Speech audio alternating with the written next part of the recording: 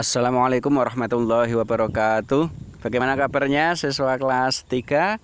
Semoga kalian tetap sehat dan tetap semangat untuk belajar. Untuk siswa kelas 3, kali ini kita melanjutkan pembahasan yang kemarin, yaitu meyakini bahwa Allah itu Maha Esa dan Maha Pemberi, bagian yang kedua. Kalau kemarin kita sudah membahas tentang Allah Maha Esa, sekarang yang kita bahas adalah Allah Maha Pemberi. Jadi seperti yang sudah kita ketahui bersama kemarin itu, bahwa Allah itu Maha Esa atau Maha Satu. Tidak ada Tuhan selain Allah. Oke ya, yang saat ini kita akan membahas tentang Allah Maha Pemberi. Bagaimana pembahasannya? Yuk kita ikuti bersama-sama. Yang pertama, kita akan mengulas kembali tentang Asmaul Husna. Apa itu Asmaul Husna? Asmaul Husna itu adalah nama-nama Allah yang baik. Jadi Allah itu mempunyai nama-nama yang sangat baik. Ada berapa Asmaul Husna itu? Ada yang tahu? Ya, Asmaul Husna itu ada 99. Dari ke 99 Asmaul Husna itu, kalian ada yang hafal? Hafal semua mungkin? Atau hafal sebagian? Ya, kita sedikit demi sedikit harus menghafalkan Asmaul Husna. Nah, dalil Asmaul Husna itu terletak dalam Al-Quran surat Al-A'raf ayat 180. Jika itu kalian buka, maka di situ akan muncul lafal walillahil asmaul husna fad'uhu biha, yang artinya dan Allah memiliki asmaul husna atau nama-nama yang baik, maka bermohonlah kepadanya. Jadi dengan asmaul husna itu kita diperintahkan oleh Allah untuk berdoa dengan menyebut nama asmaul husna itu tadi. Terus Asmaul Husna yang mana yang kita sebut? Ya yang kita ketahui. Ya, kalau kita mengetahui mungkin Ar-Rahman misalnya, ya kita menyebut dalam doa kita itu Ar-Rahman dan seterusnya. Kemudian kita akan membahas Asmaul Husna apa? Nah, Asmaul Husna yang akan kita bahas itu adalah Al-Wahhab. Ya, apa? Al-Wahhab. Tulisannya kalau dalam bahasa Arab ya seperti ini, Al-Wahhab. Kemudian Al-Wahhab itu artinya apa? Al-Wahhab itu artinya adalah Allah Maha Pemberi. Jadi kalau yang kemarin Allah Maha Esa, kalau sekarang Asmaul Husnanya yaitu Allah Maha Pemberi. Kemudian Allah dalam memberi itu tanpa mengharapkan imbalan. Jadi Allah itu dalam memberi ikhlas, tidak mengharapkan imbalan dari makhluknya. Seperti itu. Kemudian Allah memberikan semua yang dibutuhkan oleh makhluk. Jadi yang diberikan oleh Allah itu semuanya yang dibutuhkan oleh makhluk. Siapa makhluk itu? Makhluk itu adalah ciptaan Allah. Jadi Allah dalam memberi, ya apa-apa yang dibutuhkan oleh makhluknya diberikan oleh Allah. Mengapa seperti itu? Karena Allah bersifat Al-Wahhab. Kemudian selanjutnya yaitu tentang contoh-contoh pemberian Allah. Jadi ada beberapa contoh pemberian Allah. Yang pertama, Allah menciptakan udara untuk bernafas. Jadi setiap hari, setiap kita bernafas itu pasti butuh udara. Lah udara itu yang menciptakan siapa?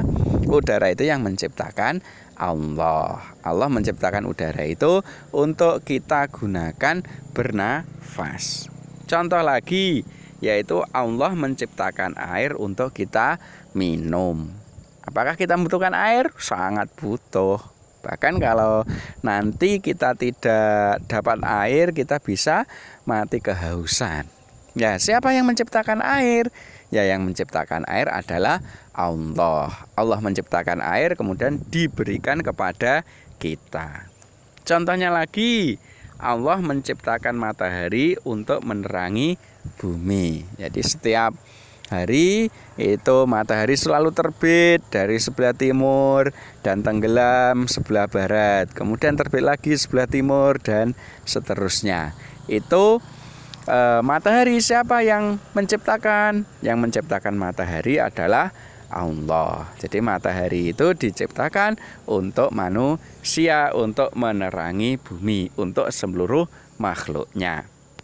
Kemudian contohnya lagi, yaitu Allah menciptakan hewan dan tumbuhan itu untuk dimanfaatkan oleh manusia. Misalnya Allah menciptakan ayam, ya, itu digunakan untuk dimakan oleh manusia. Menciptakan sayur-sayuran juga agar dimakan oleh manusia dan seterusnya.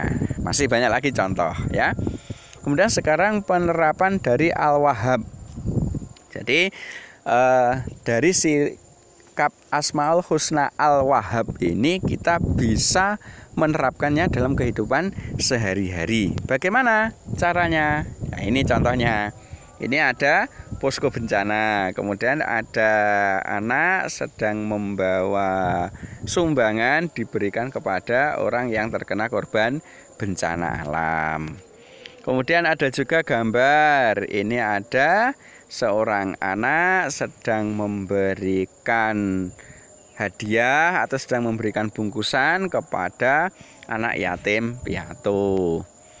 Kemudian gambar selanjutnya ada seorang anak yang memberikan sebagian uang sakunya untuk fakir miskin.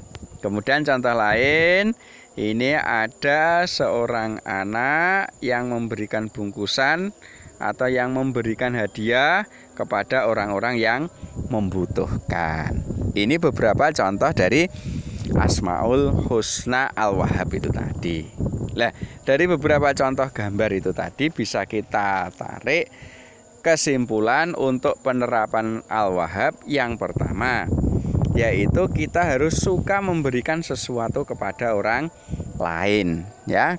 Kepada orang lain kita memberikan sesuatu. Sesuatu itu apa? Ya, sepunya kita. Jadi ketika kita punya apa yang berlebih, kita berikan sebagiannya kepada orang lain. Itu adalah penerapan dari Al-Wahhab.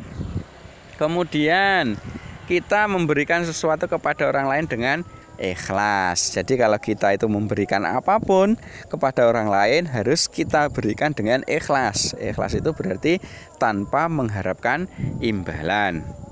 Kemudian selanjutnya memberikan sesuatu kepada orang lain itu tanpa diminta atau tanpa disuruh.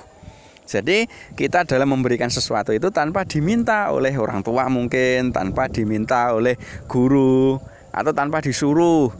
Ya, jadi dalam memberikannya ya kita ketika kita punya harus kita memberikan. Kemudian berusaha memberikan sesuatu sesuai dengan kemampuan. Nah ini kita itu dalam memberikan sesuatu harus kita sesuaikan dengan kemampuan kita, tidak boleh mengada-ada. Jadi ketika kita mampu memberikan sesuatu, maka kita harus memberikan sesuatu itu kepada orang-orang yang membutuhkan. Kesimpulan, jadi kesimpulan untuk pembelajaran pada kali ini, yang pertama, Allah itu mempunyai Asmaul Husna Al-Wahhab, yang artinya Allah Maha Pemberi. Jadi Asmaul Husna Al-Wahhab yang artinya Allah Maha Pemberi.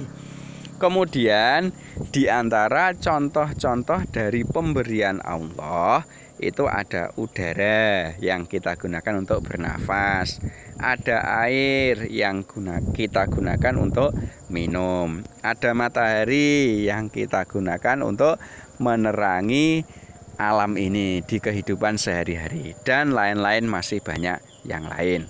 Kemudian kesimpulan yang terakhir adalah kita bisa menerapkan Al-Wahhab ini dengan cara memberikan sesuatu kepada orang lain dengan ikhlas sesuai dengan kemampuan. Jadi penerapan kita dalam Asmaul Husna Al-Wahhab ini, kita memberikan sesuatu dengan ikhlas kepada orang lain sesuai dengan kemampuan kita masing-masing. Oke, kira-kira bisa menerapkan Al-Wahhab dalam kehidupan sehari-hari kita? Saya yakin kalian pasti bisa. Oke ya. Sementara itu semoga bermanfaat. Saya akhiri. Assalamualaikum warahmatullahi wabarakatuh.